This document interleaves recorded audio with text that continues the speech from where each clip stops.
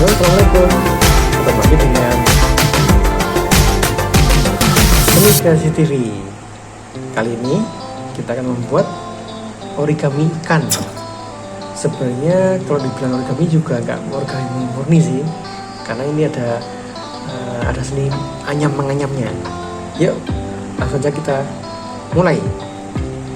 Kita akan sulap kertas yang seperti ini akan menjadi seperti ini. Pertama, kita akan melipat dulu kertas ini menjadi beberapa bagian karena kita akan membuat potongan-potongan yang sama ukurannya. Oke, pertama kita lipat dulu ya.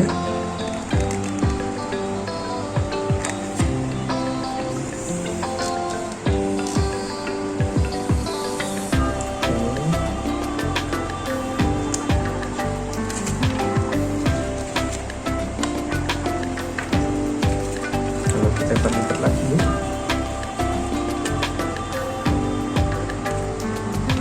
Oh, mungkin ini dibikin jadi dua aja ya, supaya tidak terlalu kecil ikannya nanti.